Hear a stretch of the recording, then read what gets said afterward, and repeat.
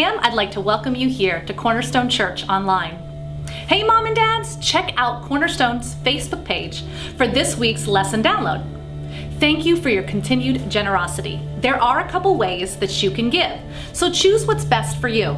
If you would like to mail your gift, the address will be below. We are honored that you have joined us today, and until next week, love, grow, and serve.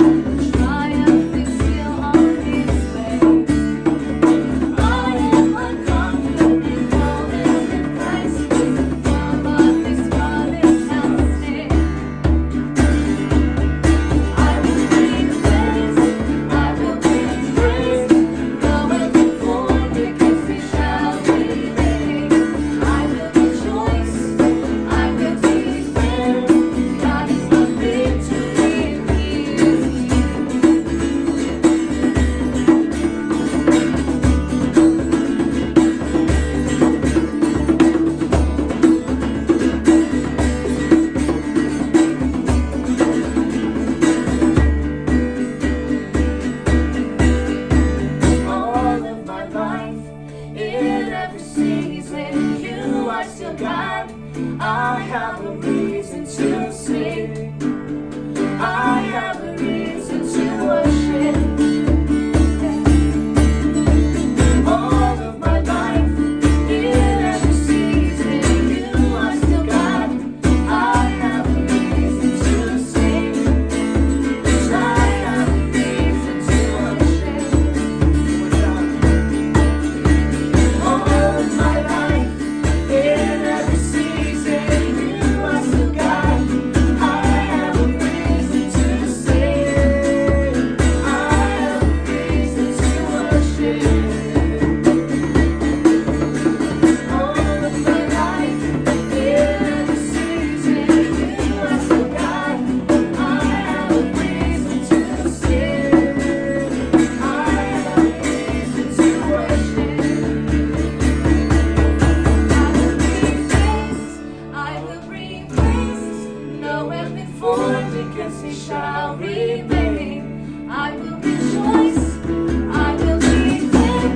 God is not good to me.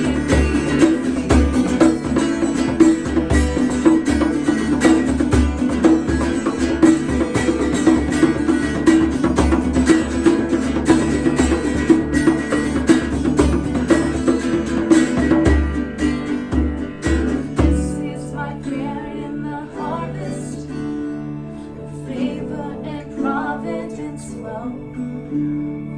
I know I failed to be empty again. The seed I received I will sow.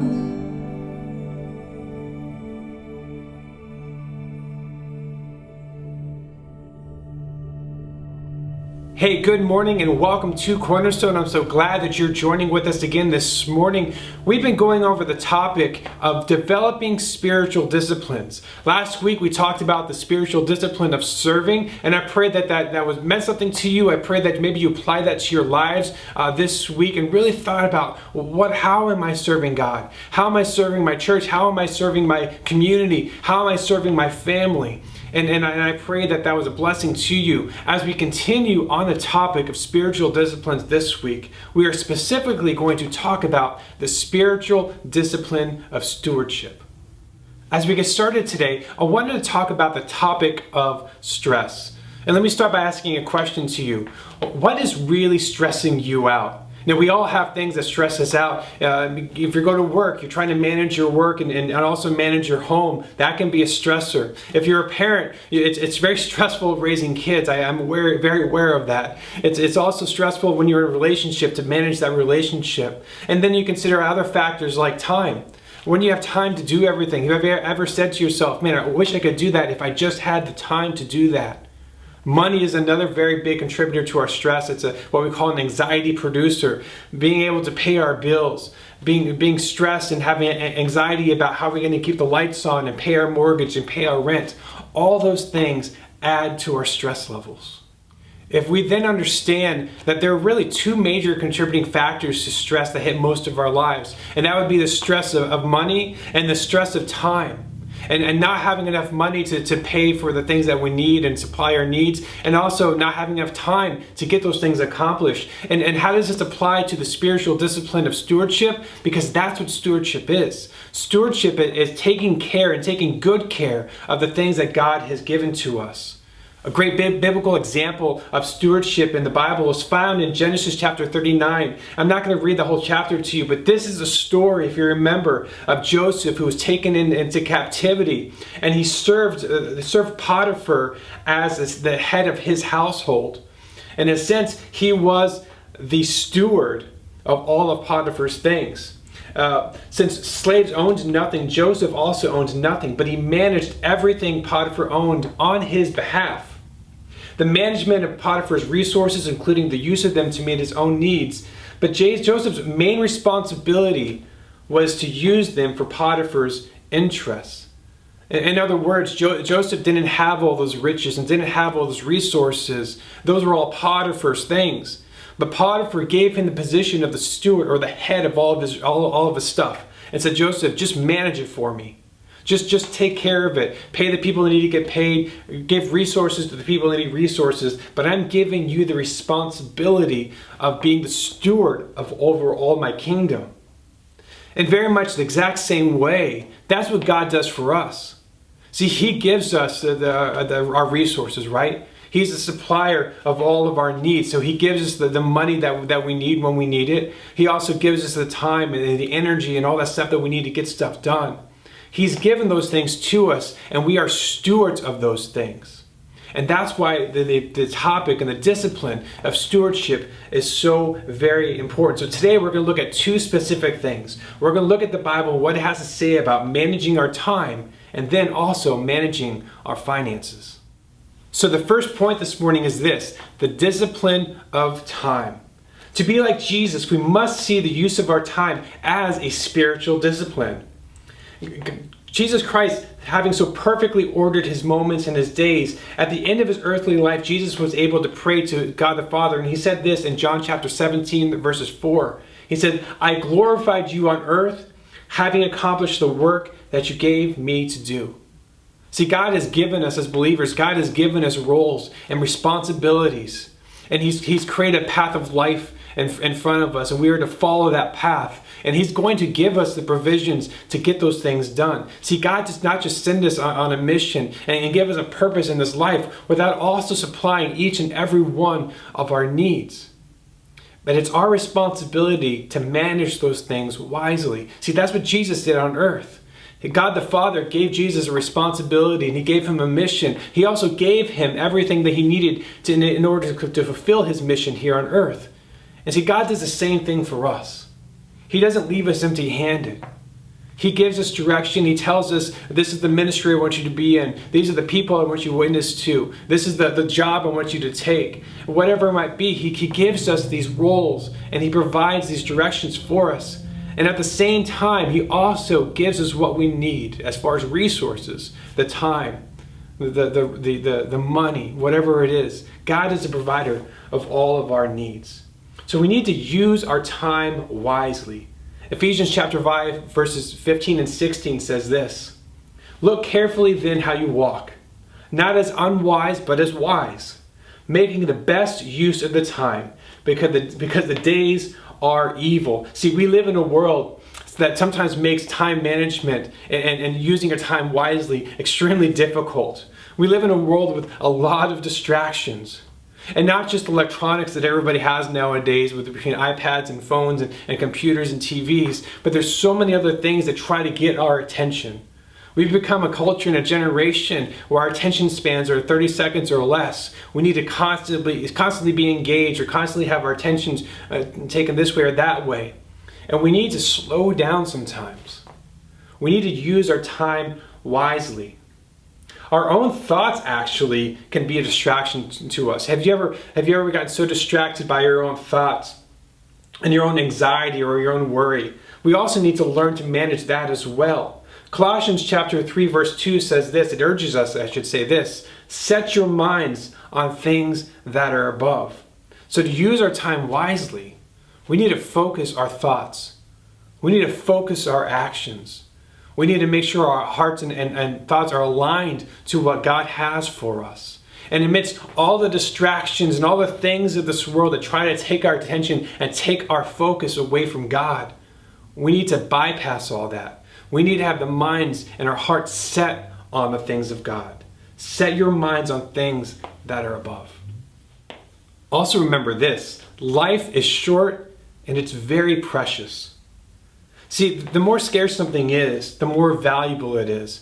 Think of it this way: if gold and diamonds, which we would all agree are very valuable items, but if we could find gold and diamonds just like gravel, that you're walking down the road and you see, oh, there's some more gold, or don't trip on that big diamond over there. See, if they were as abundant as that, they also wouldn't have the value that they do. The reason that gold and diamonds and other precious metals are so precious and so valuable is because they are rare. We don't just have an abundance of that. See, that's why time is so valuable. Our time here on earth is short. And think of it this way: in a decade, 10 years, right? 10 years seems like a long time. 10 years is actually only 120 months. If you start breaking it down different ways, you can see how short our lives actually are. 1 John chapter 2 verse 17 says this: "The world is passing away along with its desires." Even the longest life that's ever been lived on this earth is extremely short. It doesn't even equate when it comes to eternity. And a lot of times we get focused on our lives here and our lives here on this earth, and we forget that it's but a glimmer. It's but a glimpse of what eternity really is. So remember that life is short and precious. And also remember this: time is going by extremely fast. During this crisis, I've actually said to Heather, to my wife, I've said several times, man, these weeks seem like they're flying by. Just last night I asked her how long we've actually been in isolation, and it's been over 7 weeks now that we've been home and we've had the kids home, and I've been home from work, and it's been a lot. So I also remember as a kid thinking that time actually stood still. Maybe you remember when you were a kid, when school let out in the summertime, those summers seemed like they lasted forever and ever and ever. And now as a parent, and now having my own kids, I know how much different that feels, right? It seems like, especially this time of because of the season that we're going through, that things seem to be flying by. I remember just thinking of just how fast our kids grow up. I remember my kids, the oldest is now 8 years old. And I remember not too long ago when he couldn't walk and he couldn't talk, and he ate just ground up things, and now he eats cheeseburgers like it's nobody's business. See, our kids are a good example of how fast time actually transpires. Am I right? Our kids, think of your spouse. Think of someone that you've been with for a long time. Think about how old you were maybe when you got together with your spouse or your loved one, right? And how old you are now. There's so many things in this world that as kids we think time stood still, but as you get older, you really realize how fast the world seems to be going by. Continuing with the spiritual discipline of stewardship. After we talk about time, we also need to talk about the discipline of stewardship of the use of our money. See, the disciplined use of our money requires that we manage it in such a way that we take care of our needs, and we also obviously take care of the needs of our family. 1 Timothy chapter 5 verse 8 says this, "But those who won't care for the relatives, especially those in their own household, have denied the true faith." It's imperative to God that we take care of our families and the responsibilities that He's given to us here on this earth. So why is the use of our money and our resources such a big deal? Well, think of it this way. Because we spend a majority of our days working jobs, right? And we don't work jobs for free. We work jobs and we spend countless hours at our job. And that translates into a paycheck for us, correct? And so that's why the Bible makes such a big deal out of it, because we've already talked about how valuable our time here on this earth is. And if we're spending a vast amount of time at work earning money, then that's why it's so important. It's so important, that's the reason the Bible talks about it, because it speaks to our obedience. Our obedience to listening, to not only providing for our families, but also we talk about the stewardship, the discipline of serving. And being able to have the resources to be able to serve others. That's why the topic of money and finances is so very important in the spiritual discipline of stewardship. A good way to think about that is this. Everything that we have is already God's. See, just like Joseph was a steward over Potiphar's possessions, we are, in a sense, the stewards of everything that God has given to us. It is God's. He's given to us for us to use, right, to take care of our needs. But essentially, as believers, we understand that everything that we have on this earth really and truly belongs to God. Psalms chapter 24, verse 1 says this, "The earth is the Lord's, and the fullness thereof." We also read in Job chapter 41 verse 11, it says simply this, "Whatever is under the whole heaven is mine." That's God speaking there. See, we owe nothing. God owns everything. And we are His managers. For most of us, the house that we now call our home is, if you happen to own your own home, at one point, at some point, unless you built the house yourself, that house most likely belonged to somebody else. Somebody else called it their own. And maybe one day you'll sell your home and move somewhere, and someone else will buy that home that you currently have, and that will, in a sense, be their home. If you own property somewhere, right, that property at some point in time belonged to somebody else, and one day when you move on from this earth or sell it, it's going to belong to somebody else. So we got to start understanding that everything that we have already belongs to God. So the question is not how much of my money should I give to God, but rather how much of God's money should I keep for now? When we give to the church, we give to the Lord's work, we should give with the belief that all we have belongs to God and the commitment that we will use all of it as He wants. Another point to make under the stewardship of our money is that giving is worship. A few weeks back, we talked about the spiritual discipline of worship. And I spoke about this a lot, and I hope that you understand this. But worship is not only the songs that we sing on Sunday morning, right? Worship should be our response to the moving of God in our lives. We should be so moved by the way He provides for us and the way He cares for us that we want to worship Him and give thanks back to Him. And yes, giving, financially giving, tithing, whatever word you want to use for it, is worship back to God. The book of Philippians chapter 4 verse 18, it says this, "I have received full payment and more. I am well supplied, having received from Epaphroditus the gifts you have sent, a fragrant offering." Remember that word, a fragrant offering, a sacrifice acceptable and pleasing to God. Giving goes beyond a duty or an obligation. Giving displays our hearts that want to worship God. So yes, giving and giving of our finances is an act of worship to God. Luke 16 verse 10 says this, "One who is faithful in very little is also faithful in much, and one who is dishonest in very little is also dishonest in much." See, giving demonstrates our spiritual trustworthiness. When God provides to us and we're able to use those provisions to honor and to glorify Him, God continues to bless us and encourage us. Verse 11 of Luke 16 says this, "If then you have not been faithful in the unrighteous wealth, who will entrust you the true riches?" See, it's a responsibility. Not only is it a discipline of stewardship, it's a responsibility that God has given to us, that we manage our time in the correct way, and that we also manage our finances in the correct way as well. So we need to develop the heart of giving. 2 Corinthians chapter 9 verse 7 says this, "Each one must give as he has decided in his heart, not reluctantly or under compulsion, for God loves a cheerful giver." Someone once said, and I love the statements I wrote down here, it says this, "There are three kinds of giving. There is grudge giving, there is duty giving, and there is thanksgiving." See, grudge giving says, I have to do this. And duty giving says, well, I ought to do this. But thanksgiving says this, I want to do this. See, that's what the Bible's talking about in 2 Corinthians chapter 9. We need to be giving with thankful hearts. We don't need to give reluctantly. We need to give or give because we feel compelled and we feel like we're being pressured to give. We should want to give because obviously it's also worship. We talked about that. But it's a way for us to be thankful for what God has given to us. Biblical stewardship says a lot about how we spend our time and how we spend our resources or our money.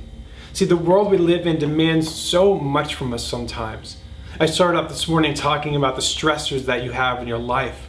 Some of us are stressed and then saying we don't have enough time to do that, or I wish I had enough time to do this. Some of us say things like, I wish I didn't waste my time on that. I wish I could get that time back. So you know and you recognize how valuable your time is. In the same sense, we also understand how valuable and how important the resources, the financial resources of having money and having the ability to pay our bills and to pay our rent or mortgage or to send our kids to school or just to buy food and supplies and things that we need in this life. So we all have those stressors. See, the world demands a lot from us, but we also serve a God that supplies each and every one of our needs.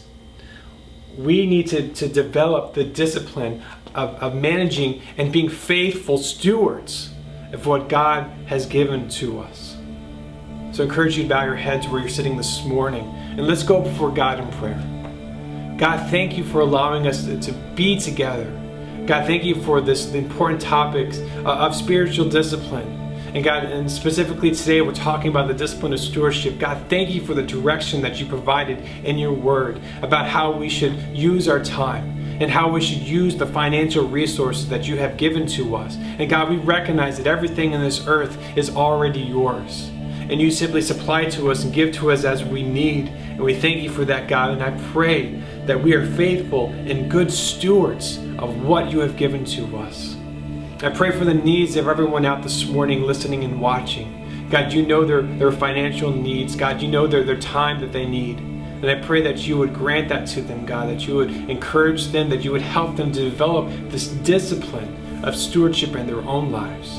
In your precious and holy name, amen.